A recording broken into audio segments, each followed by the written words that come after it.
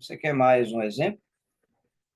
Mais um exemplo do padrão que nós encontramos no Novo Testamento sobre a doutrina bíblica da igreja. 1 Timóteo, capítulo 2, Paulo estabelece algumas regras para as reuniões da igreja. Uma delas é: quero, portanto, que os varões orem em todo lugar, levantando mãos santas, sem ira e sem animosidade. 1 Timóteo, capítulo 2, versículo 8.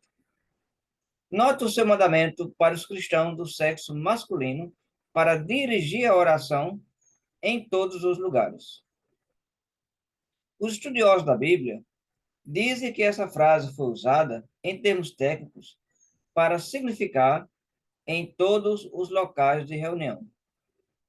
Em todos os lugares onde os cristãos se encontraram para adorar a Deus e encorajar uns aos outros, Paulo queria homens cujas vidas fossem caracterizadas pela vida santa para dirigir a congregação em oração.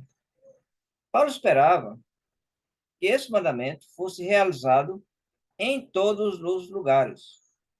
Esse é um padrão.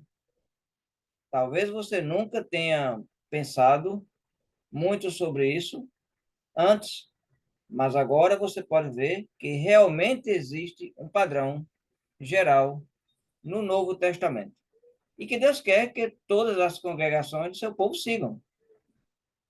Se você pode ver isso, então você está vendo a crença fundamental que nos motiva em nossa busca para restaurar a verdadeira Igreja de Jesus.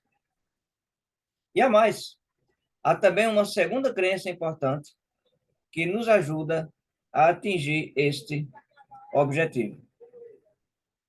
O próprio fato de que estamos pedindo uma restauração de crenças e práticas do Novo Testamento significa que acreditamos que muitas dessas crenças e práticas foram abandonadas. Em outras palavras, acreditamos que a maioria dos grupos de igrejas hoje perderam algumas partes importantes do padrão revelado de Deus na sua igreja local.